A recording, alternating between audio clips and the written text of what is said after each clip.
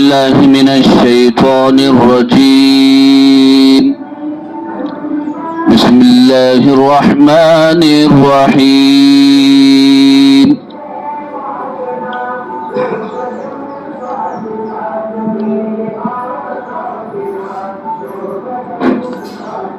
يا أيها النبي إنا أرسلناك شاهدا ومبشرا ونذيرا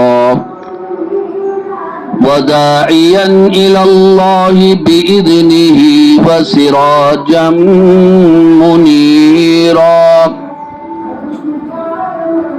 وبشر المؤمنين بأن لهم من الله فضلا كبيرا. صدق الله العلي العظيم.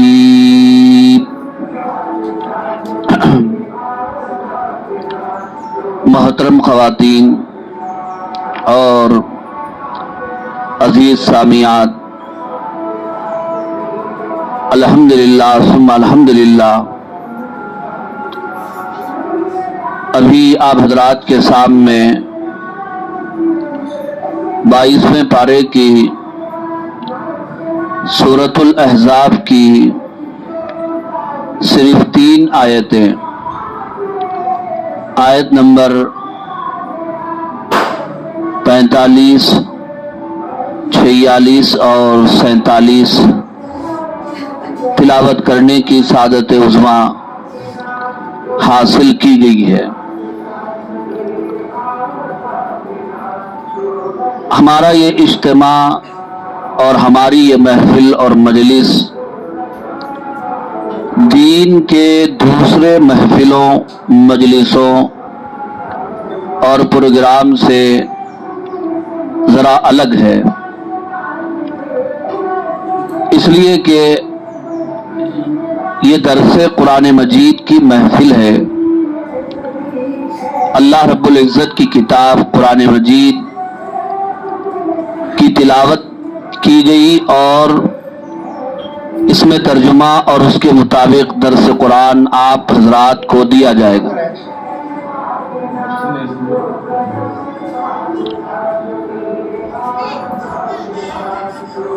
یہ ہمارا مبارک سلسلہ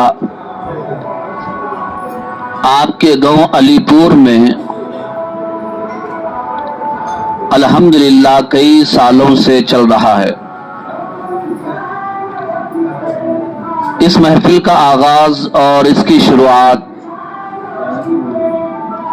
ہم سب کے بزرگ جناب محترم محمد ظہور الدین صاحب اور اسی طرح ہمارے محترم محمد اعظم بھائی صاحب اور گاؤں کے ذمہ داروں اور جوانوں کی جانب سے درس قرآن مجید کا یہ مبارک سلسلہ کئی سال پہلے شروع کیا گیا تھا اور الحمدللہ ابھی تک چل رہا ہے۔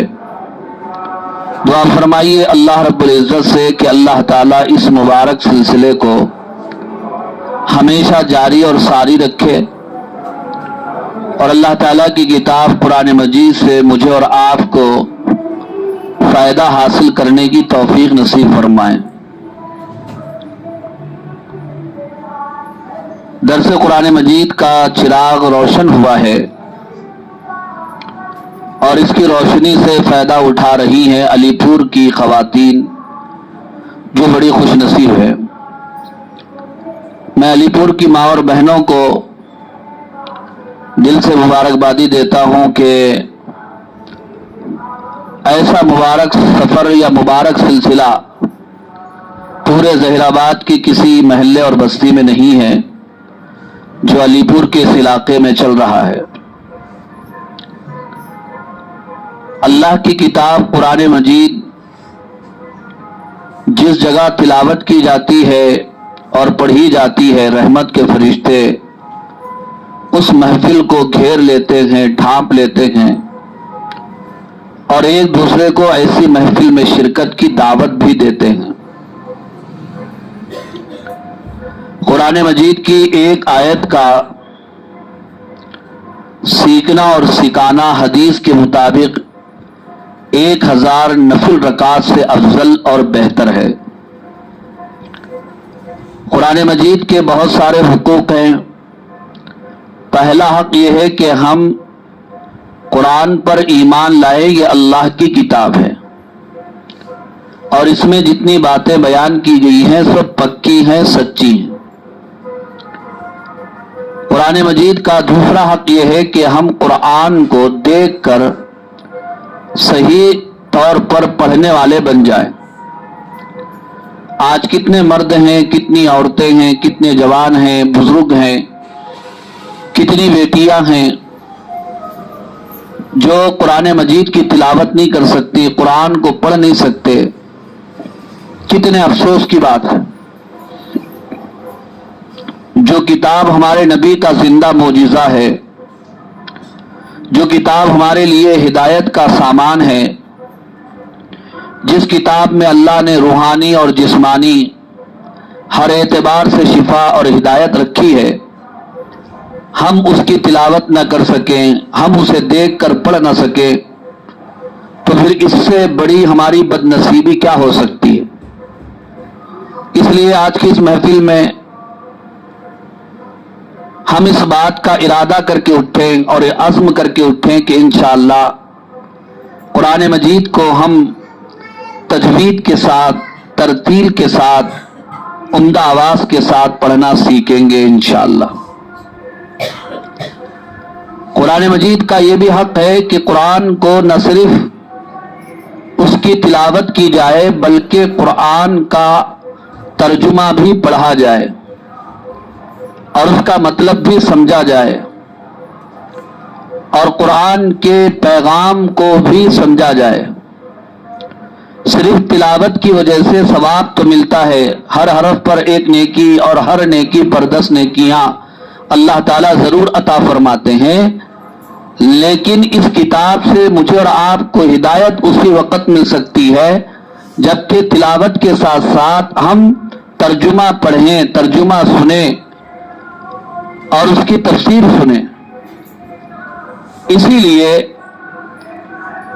اس محفل درس قرآن کا اہتمام کیا جا رہا ہے تاکہ تلاوت کے ساتھ ساتھ درس قرآن مجید سے ہم اللہ تعالیٰ کے پیغام اور کلام کو سمجھ سکے کہ اللہ نے اپنا پاک کلام جو ہمارے نام آج سے 1500 سال پہلے عرب کی سرزمین پر نازل فرمایا، آخر اللہ نے ہمیں کیا پیام دیا ہے، آخر اللہ نے ہم کو کیا پیغام دیا ہے۔ اسی طرح قرآن مجید کا یہ بھی حق ہے کہ قرآن کو صحیح پڑھنے سمجھنے کے ساتھ ساتھ اس میں بیان کیے گئے احکام پر، اس میں بیان کی گئی چیزوں پر ہم عمل کرنے والے بن جائیں۔ اسی طرح قرآن کا آخری حق یہ ہے کہ قرآن کے پیغام کو ہم پوری دنیا میں عام کرنے کی فکر کریں۔ اس کے لیے ہم اپنے بچوں کو قرآن مجید کی تعلیم دیں، انہیں ناظرہ قرآن پڑھائیں، انہیں حافظ قرآن بنائیں، عالم دین بنائیں۔ اگر بچے ہیں تو ان کو عالم دین بنائیں، بچیاں ہیں تو عالمہ بنائیں، یا کم از کم مکتب میں بھیج کر قرآن کریم دیکھ کر صحیح طور پر ان کو پڑھنا آ جائے۔ کم سے کم اتنی تو فکر ضرور کرنا چاہیے، ورنہ کل اللہ تعالیٰ اولاد کے بارے میں ہم سے سوال کریں گے اور پوچھ ہوگی کہ ہم نے ان کو کیا تربیت دی تھی اور ہم نے ان کو کیا تعلیم دی تھی۔ بہرحال اتنی تمہید کے بعد آج کی جو آیتیں ابھی تلاوت کی گئی ہیں ان آیتوں کی طرف میں آ رہا ہوں۔ ویسے یہ مہینہ بڑا مبارک مہینہ ہے، ربیع الاول کا مہینہ ہے، اور اسی مہینے میں میرے اور آپ کے آقا سرور کونین احمد مجتبیٰ محمد مصطفیٰ سب کہہ دو صلی اللہ علیہ وسلم کی ولادت بابرکت ہوئی تھی۔ آج 12 ربیع الاول ہے اور ہر ایک کو ہمارے نبی کی آمد کی، ولادت کی خوشی ہے۔ آج کے دن ہمارے نبی کی یاد سے ہمارا دل روشن ہو جاتا ہے اور چہرے پر خوشی کی لہر دوڑ جاتی ہے۔ گلی کوچوں میں محبت کے اور عشق کے ترانے گائے جا رہے ہیں اور خوشیاں منائی جا رہی ہیں۔ یہ محبت اور آپ صلی اللہ علیہ وسلم سے چاہت کی دلیل اور نشانی بتائی جا رہی ہے۔ آپ صلی اللہ علیہ وسلم سے محبت کیا ہے؟ جب ہم قرآن سے پوچھتے ہیں تو قرآن کریم ہمیں بتاتا ہے لَقَدْ كَانَ لَكُمْ فِي رَسُولِ اللَّهِ أُسْوَةٌ حَسَنَةٌ، اللہ کے نبی کی زندگی کو تم اپنا آئیڈیل بنا لو تو پھر یہ آپ سے اصل میں محبت کی علامت اور نشانی ہے۔ بخاری شریف کی روایت ہے لا یؤمن احدکم حتی اکون احب الیہ من والدہ وولدہ والناس اجمعین، تم میں سے کوئی مرد یا کوئی عورت اس وقت تک مومن نہیں ہو سکتے جب تک کہ میں ان کے نزدیک ان کے ماں باپ سے زیادہ، ان کی اولاد سے زیادہ، بیوی بچوں سے زیادہ، رشتہ داروں سے زیادہ، والناس اجمعین بلکہ کائنات کی ہر چیز سے زیادہ محبوب نہ بن جاؤں۔ ہمارے دل میں آپ کی محبت ہر چیز سے زیادہ ہونا چاہیے، تبھی جا کر کے ہم کامل مومن ہو سکتے ہیں، حقیقی معنی میں مسلمان کہلانے کے ہم مستحق ہو سکتے ہیں۔ ایک مرتبہ صحابہ اکرام رضوان اللہ تعالی علیہم اجمعین نے میرے اور آپ کی ماں، روحانی ماں، ام المؤمنین مخدومۃ المسلمین حضرت ابوبکر صدیق رضی اللہ تعالی عنہ کی بیٹی حضرت عائشہ رضی اللہ تعالی عنہا سے یہ سوال کیا کہ آپ ہمارے نبی کی سیرت بیان کرو، ہمارے نبی کی زندگی بیان کرو۔ تو امی جان نے فرمایا کیا تم لوگ قرآن نہیں پڑھتے؟ کان خلقہ القرآن، سارا قرآن تو نبی کی سیرت ہے۔ پورے قرآن پر ہمارے نبی کی پاکیزہ زندگی چمک رہی ہے، ہمارے نبی کے قربانیوں کے تذکرے موجود ہیں قرآن کے اندر۔ قرآن اگر اللہ کی کتاب ہے تو اس کی تفسیر میرے نبی کی زندگی ہے۔ میں نے چند آیتیں ابھی آپ کے سامنے تلاوت کی۔ جب میں نے قرآن سے پوچھا کہ ربیع الاول میں جو ہستی آئی ہے وہ کیوں آئی ہے، قرآن نے مجھے بتایا والذی ارسل رسولہ بالہدی ودین الحق لیظہرہ علی الدین کلہ ولو کرہ المشرکون۔ اور قرآن نے ایک جگہ یہ بیان فرمایا ربنا وبعث فیہم رسولا منہم یتلو علیہم آیاتہ ویزکیہم وَيُعَلِّمُهُمُ الْكِتَابَ وَالْحِکْمَةَ، ہم نے نبی کو دنیا میں اس لیے بھیجا تاکہ وہ قرآن کی آیتوں کی تلاوت کرے تمہارے سامنے۔ ہم نے دنیا میں نبی کو اس لیے بھیجا تاکہ تمہارے اخلاق کو سنوار دے۔ ہم نے نبی کو دنیا میں اس لیے بھیجا تاکہ وہ تم کو کتاب کی یعنی قرآن کی تعلیم دے۔ وَيُعَلِّمُهُمُ الْكِتَابَ وَالْحِکْمَةَ۔ ربیع الاول میں آج کے دن جو عظیم ہستی پیدا کی گئی اور اللہ نے بھیجا ہے، مقصد یہ بتایا گیا کہ وہ قرآن کی تعلیم دے دنیا کو اور حکمت کی تعلیم دے دنیا کو۔ اگر پوری دنیا میں میرے نبی کی بعثت اور ولادت کی خوشی منائی جا رہی ہے اور اس مقصد کو پورا کیا جا رہا ہے تو آپ کے مکان کے اندر پورا کیا جا رہا ہے۔ جو قرآن نے بتایا نبی کی پیدائش کا مقصد، نبی کی بعثت کا مقصد۔ اور آپ کو یہ بات معلوم ہونا چاہیے کہ اللہ تعالیٰ کی کتاب میں حضور کی پوری سیرت بیان کی گئی ہے، لیکن حضور اکرم صلی اللہ علیہ وسلم کی ولادت اور آپ کی پیدائش کا ذکر نہیں ہے۔ آپ کی دعوت کا ذکر ہے، آپ کی قربانیوں کا ذکر ہے، آپ کی مبارک زندگی کا ذکر ہے، آپ کے مبارک طریقوں کا ذکر ہے، آپ کے مقام کا ذکر ہے، آپ کے مرتبے کا ذکر ہے، آپ کا حسن کا ذکر ہے، آپ کی خوبصورتی کا ذکر ہے. پورے قرآن میں اللہ نے شاید 2 نبیوں کی پیدائش کا ذکر فرمایا، اور وہ بھی ضرورت تھی. ایک تو حضرت عیسیٰ علیہ السلام کی پیدائش کا ذکر سورہ مریم میں تفصیل سے بیان کیا گیا، اس لیے کہ وہ بغیر باپ کے پیدا کیے گئے. ان کی والدہ پر یہودی تہمت لگا رہے تھے، تو قرآن نے تفصیل سے اس کو بیان فرمایا کہ حضرت عیسیٰ بھی بے داغ ہیں اور ان کی ماں ام مریم بھی پاک دامن ہے.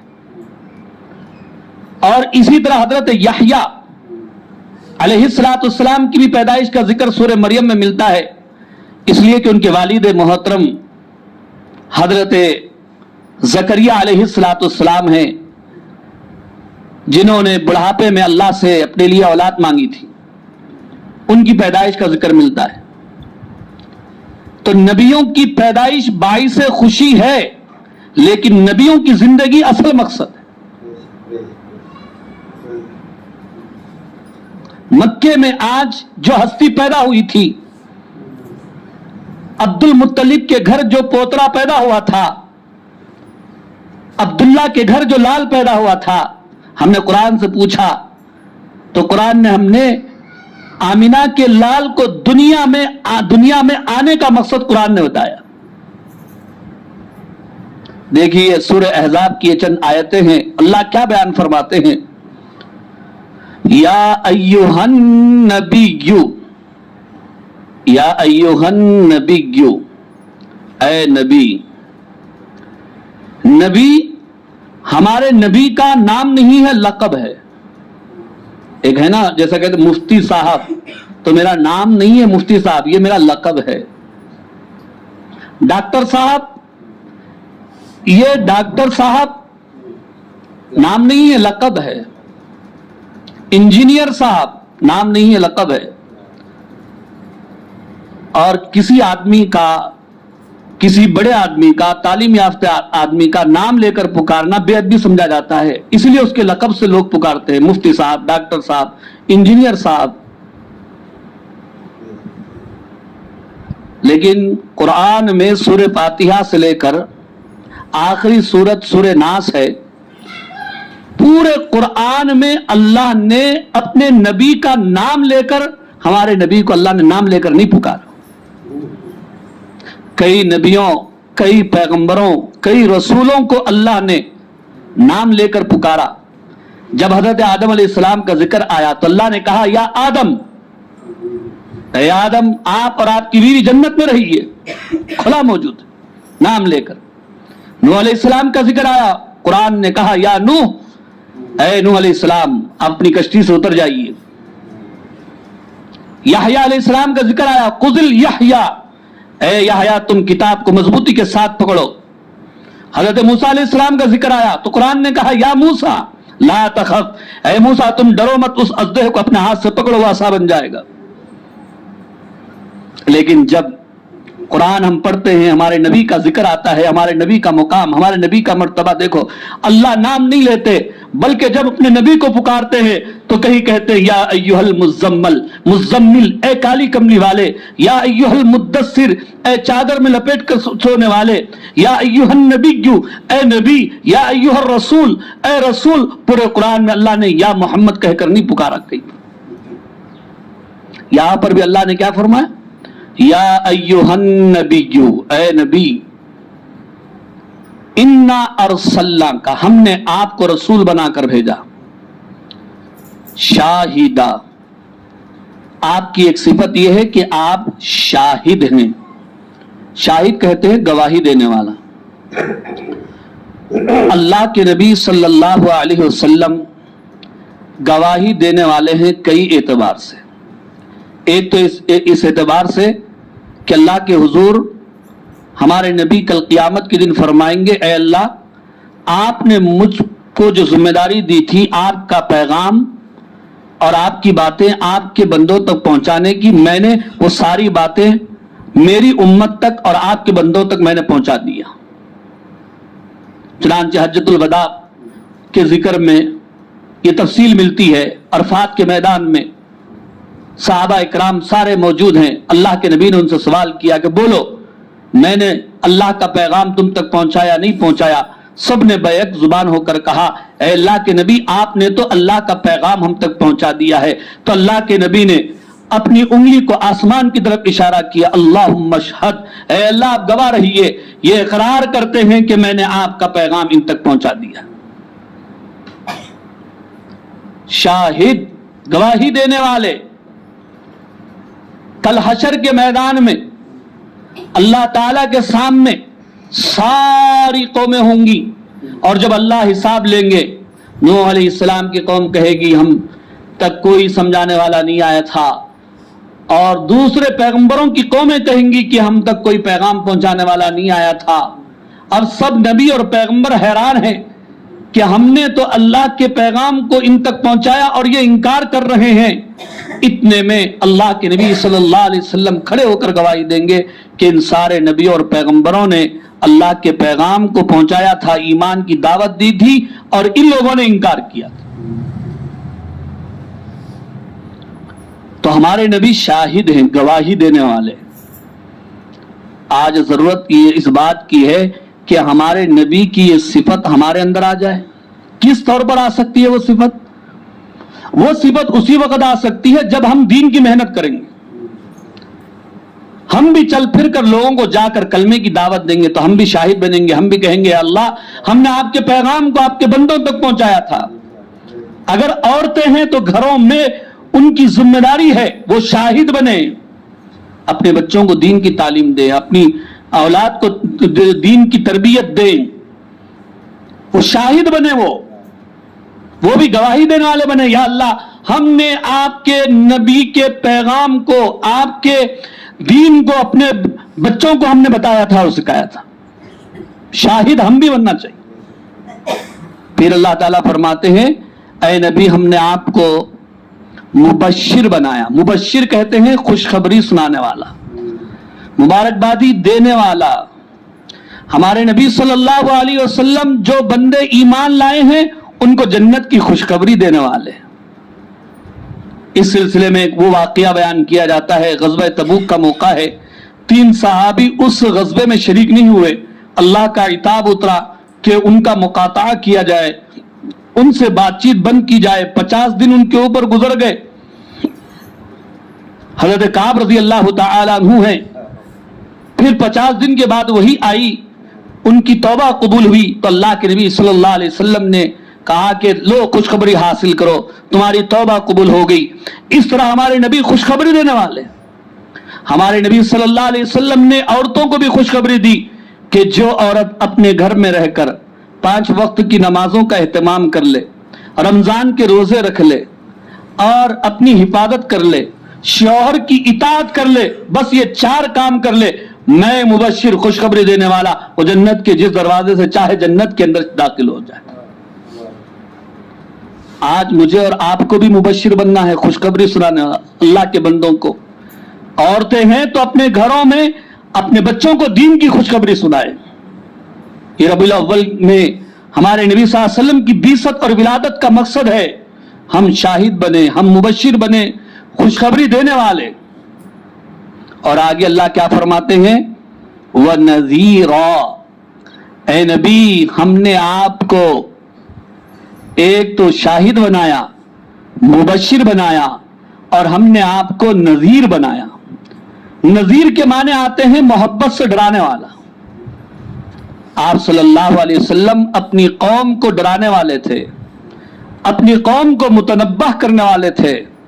یاد کیجئے غار حرا میں جب پہلی مرتبہ آسمان سے فرشتوں کے سردار جبریل امین تشریف لائے اور سورۃ العلق کی ابتدائی 5 آیتیں نازل ہوئی، میرے اور آپ کے نبی گھبرا کر گھر آئے. حضرت خدیجہ الکبریٰ رضی اللہ تعالی عنہا نے تسلی دی اور فرمایا کہ اللہ آپ کو ضائع نہیں کر سکتے، اس لیے کہ آپ غریبوں کی مدد کرنے والے، بیواؤں کی مدد کرنے والے اور حق بجانب امور میں لوگوں کا ساتھ دینے والے ہیں. قسم خدا کی اللہ آپ کو ضائع نہیں فرمائے گا.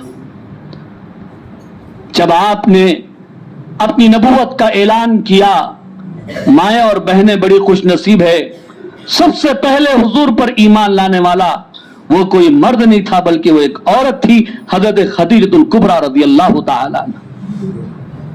عورتوں میں سب سے پہلے کلمہ پڑھنے والی حضرت خدیجہ الکبریٰ رضی اللہ تعالی عنہ، اور بزرگوں میں سب سے پہلے کلمہ پڑھنے والے حضرت ابو بکر صدیق رضی اللہ تعالی عنہ، اور جوانوں اور بچوں میں سب سے پہلے کلمہ پڑھنے والے وہ حضرت علی رضی اللہ تعالی عنہ، اور غلاموں میں سب سے پہلے کلمہ پڑھنے والے وہ حضرت زید رضی اللہ تعالی عنہ۔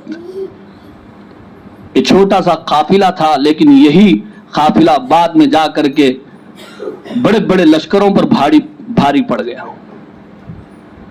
اللہ کے نبی صلی اللہ علیہ وسلم کو حکم ہوا، یا ایھا المدثر، اے چادر میں لپیٹ کر سونے والو، کھڑے ہو جاؤ، قوم فانذر، لوگوں کو دعوت دیجئے۔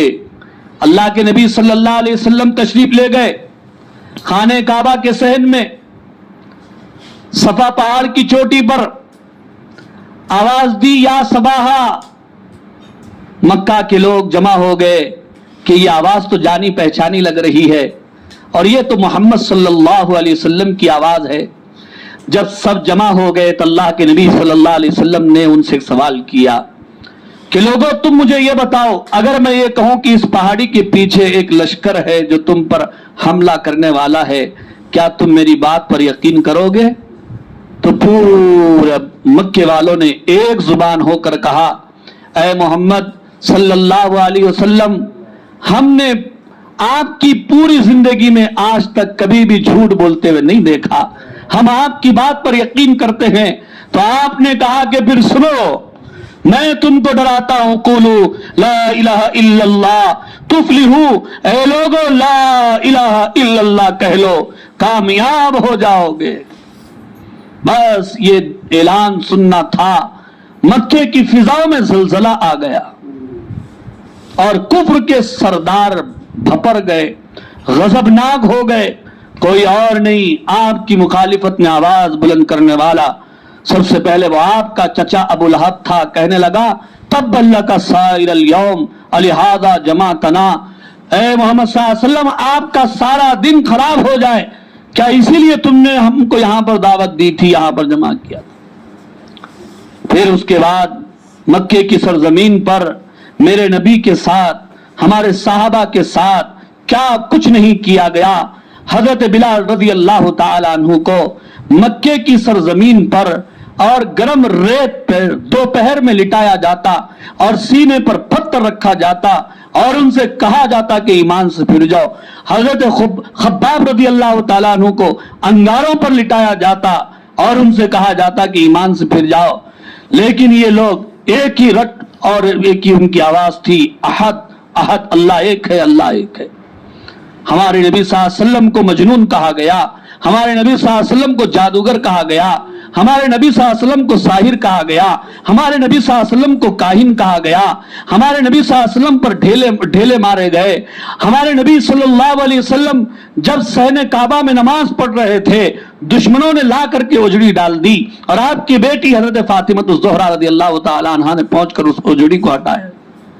یہ دین قربانیوں سے ہم تک پہنچا ہے۔ نذیرا، آپ ڈرانے والے۔ پھر کیا ہوا؟ جب بہت ستایا گیا، صحابہ کو حبشہ کی جانب ہجرت کرنا پڑا، ایک نہیں 2 مرتبہ۔ پھر نوبت یہاں تک پہنچی کہ 13 سال کے بعد آسمان سے حکم آیا، اے ایمان والو، تم اپنی ایمان کی حفاظت چاہتے ہو تو مکے جیسے مبارک زمین کو تمہیں چھوڑنا پڑے گا، اپنی جائیداد کو چھوڑنا پڑے گا، اپنی تجارت کو چھوڑنا پڑے گا، اپنے کھیتوں کو چھوڑنا پڑے گا۔ جب ایک ایک کر کے اللہ کا حکم تھا، صحابہ نے مکے کو چھوڑ دیا، مدینہ منورہ کی جانب ہجرت فرمائی۔ آخر میں چند لوگ بچے تھے۔ دشمنان اسلام کو اندازہ لگ گیا کہ اب تو محمد صلی اللہ علیہ وسلم بھی مکہ چھوڑ کر مدینہ چلے جائیں گے، اور وہاں پر جانے کے بعد یہ پھر سے ہمارے خلاف آواز اٹھائیں گے یا اپنے مذہب کی تبلیغ کریں گے۔ اس سے پہلے کہ وہ مدینے کی طرف نکل پڑے، ہم ہی کیوں نہ ان کا کام تمام کر دیں۔ मीटिंग हॉल में मीटिंग हुई और उसका खुलासा ये कि सब ने कहा हर कबीले से एक जवान खड़े हो जाए ताकि किसी के ऊपर कुछ इल्जाम ना आए। आज की रात मोहम्मद सल्लल्लाहु अलैहि वसल्लम का काम तमाम करना है। कत्ल का मशवरा हुआ, आप पर वही आई, आपने अपने बिस्तर पर हजरत अली रजी अल्लाह तआला अन्हु को सुलाया और बाहर जो आपको कत्ल करने के लिए खड़े थे, जिनके हाथों में नंगी तलवारें चमक रही थी, आपने फरमाया कि अली, जो मुझे कत्ल करने के लिए आए हैं उन्हीं की अमानतें मेरे पास है, मैं बाहर जा रहा हूं और जब सुबह हो जाए तो इनकी अमानतें तुम इनके हवाले करके तुम भी मुझे मदीना मुनव्वरा आ जाना। हजरत अली ने दरवाजे की सुराख में से झांक कर देखा तो कहने लगे, अल्लाह के नबी, दुश्मन तो आ चुके हैं। अल्लाह के नबी ने फरमाया, अली, दुश्मन तो अब आए हैं, अल्लाह तो हमारे साथ पहले से मौजूद है। फिर उसके बाद हजरत अली को आपने सुलाया, दरवाजा खोला, सूरह यासीन शरीफ पढ़ते हुए कंकरियां आपने फेंकी, अल्लाह तबारक व तआला ने दुश्मनों की आंखों को अंधा किया और अल्लाह ने बताया कि जो अल्लाह के दीन के लिए मेहनत करता है अल्लाह उसकी हिफाजत भी करते हैं, अल्लाह उसकी मदद भी फरमाते हैं। अब आप देखो, अल्लाह के नबी निकले हैं अपने घर से, कहां जा रहे हैं? आप जा रहे हैं हजरत अबू बकर सिद्दीक रज़ियल्लाहु तआला अन्हु के घर। आपकी हिजरत का राज किसी को पता नहीं था सिर्फ सिवाय 4 लोगों के, एक तो आपको, एक तो हजरत अली और तीसरे हजरत अबू बकर और चौथे हजरत अबू बकर सिद्दीक रज़ियल्लाहु तआला अन्हु की 2 बेटियां थी, उनको मालूम था। हजरत अबू बकर सिद्दीक रज़ियल्लाहु तआला अन्हु घर में जो 4-5 हजार दिरहम थे सारे ले लिए, एक दिरहम भी घर वालों के लिए नहीं छोड़ा। गारे सौर पहुंचे हैं, जो लोग उमरा गए, जो लोग हज को गए, सारा ये मंजर अपनी आंखों से देखे। हजरत अबू बकर सिद्दीक रज़ियल्लाहु तआला अन्हु अल्लाह के नबी सल्लल्लाहु अलैहि वसल्लम की हिफाजत कैसे कर रहे हैं? कभी आगे जा रहे हैं, कभी पीछे जा रहे हैं, कभी दाएं जा रहे हैं, कभी बाएं जा रहे हैं। अल्लाह के नबी ने पूछा, अबू बकर तुम इस तरह क्यों परेशान हो? फरमाने लगे, या रसूलुल्लाह, दुश्मन का हमला किधर से होगा मालूम नहीं है, मैं ये चाहता हूं कि जिधर से भी हमला हो, कोई भी मुसीबत आए, वो मेरे ऊपर आए और आप महफूज हो जाए। अल्लाह के नबी ने जब भी अपने कदमों से चप्पल उतार दिया, हजरत अबू बकर ने उस वक्त अपने खांधों पर सवार किया। गारे सौर में पहुंचे तो अल्लाह के हजरत अबू बकर सिद्दीक रज़ियल्लाहु तआला अन्हु ने फरमाया, या रसूलुल्लाह, आप बाहर रहे, अंदर मैं जाऊंगा, कहीं कोई मूजी जानवर होगा आपको तकलीफ ना पहुंचे। अगर अबू बकर मरता है तो कोई फर्क नहीं पड़ता, लेकिन अगर आपको कुछ हो गया तो फिर उम्मत का क्या होगा? तो मेरी माँ और अजीज बहनों, वो नजीरा, हमको नजीर भी बनना है। हमारे नबी नजीर थे, हमको भी नजीर बनना है। अब तक हम क्या सोचते हैं, हुजूर दाई थे तो हम दाई नहीं, हम मुबश्शिर भी बनना है, दाई भी बनना है, नजीर भी बनना है, शाहिद भी बनना है। वह नजीरा, डराने वाले। आज औरतों की जिम्मेदारी है घरों में डराएं बच्चों को। रबीउल अव्वल की इस 12 तारीख का ये पैगाम है, अगर खुशी वाकई है तो हम नजीर बने, हम बशीर बने, हम शाहिद बने। आगे वो सिफत बयान की गई, वो दाइयन इलल्लाही, ए नबी, हमने आपको अल्लाह की तरफ दावत देने वाला बनाकर भेजा। दाई इलल्लाह कहते ईमान की दावत देने वाला, किसी की जात की दावत देने वाला नहीं। वदाइयन इलल्लाही बिइज़्निही, अल्लाह के हुक्म से। वसिराजम मुनीरा, और ए नबी, हमने आपको रोशन सूरज बनाया। सिराज कहते हैं सूरज को, मुनीर कहते हैं चमकने वाला। मेरे और आपके नबी सल्लल्लाहु अलैहि वसल्लम रोशन चिराग थे, रोशन सूरज थे, और आपकी रोशनी ये दरअसल थी उस वक्त जबकि मक्के के जो हालात थे, हमारे नबी जिस वक्त पैदा हुए थे उस वक्त मक्का के क्या हालात थे। उस दौर को आज से 1500 साल पहले का दौर है, जमाने जाहिलियत का कहा जाता था। हर बुराई आम थी, डकैती आम थी, चोरी आम थी, कत्ल व गारत गिरी का बाजार गर्म था, और जहालत तो इतनी थी कि मामूली बातों पर अगर लड़ाई छिड़ गई तो 40-40 साल, 50-50 साल जंगें चलती थी। भाई तेरा घोड़ा मेरे घोड़े से पानी पहले क्यों पिया, लड़ाई छिड़ी 50 साल चली। इतनी जहालत थी 1500 साल पहले। लेकिन आज भी क्या जहालत कम है? बहुत जहालत है। मगर मैं बोलूं तो फिर साहब हमारे कुछ बोलने बोले ऐसा दिखता बात होगा। एक जगह ऐसी हो गया, मैं बयान करने के लिए गया, वहां पे मस्जिद में उस दिन लड़ाई हुई थी, मेरे को नहीं मालूम।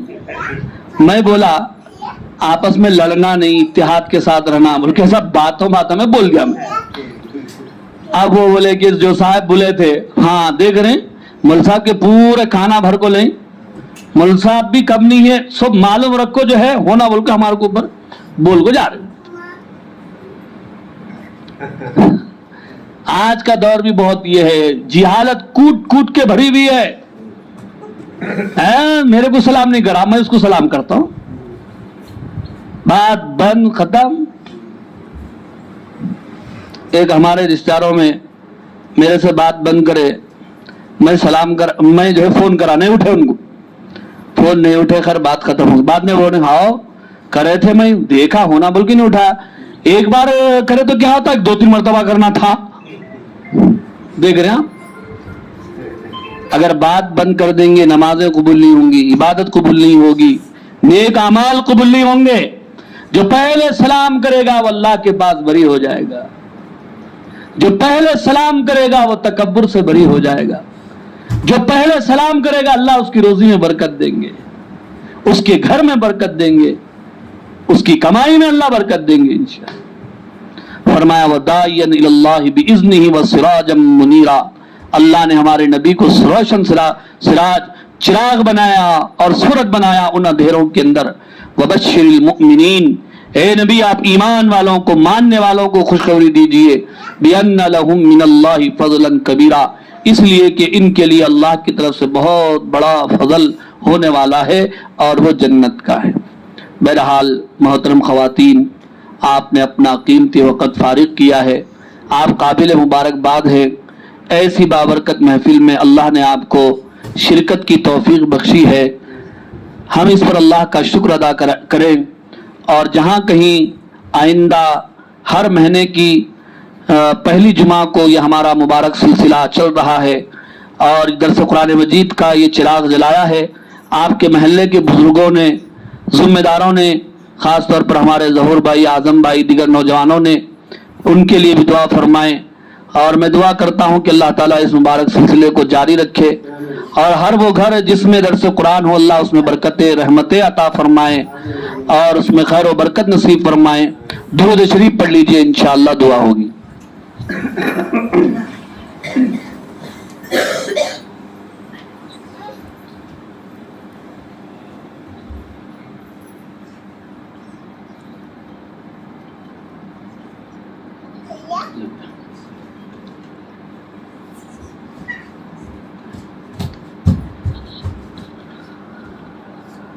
अल्लाहुम्मा सल्ली अला मुहम्मद व अला आलि मुहम्मद बारिक व सल्लिम। अल्हम्दुलिल्लाहि रब्बिल आलमीन वस्सलातु वस्सलामु अला सय्यिदिल मुरसलीन। है अल्लाह आप रहीम है, हम पर रहम फरमा, आप करीम है, हम पर करम फरमा, आप गफूर है, हमारी मगफिरत फरमा, आप रहमान है, हम पर रहम फरमा, आप गनी है, हमको गिना नसीब फरमा, आप शाफी है, हमको शिफा और सेहत और तंदुरुस्ती नसीब फरमा, हमारी जुमला बीमारियों, परेशानियों, मुसीबतों को दूर कर। अल्लाह इम्तिहानों से, आजमाइशों से हमको महफूज फरमा।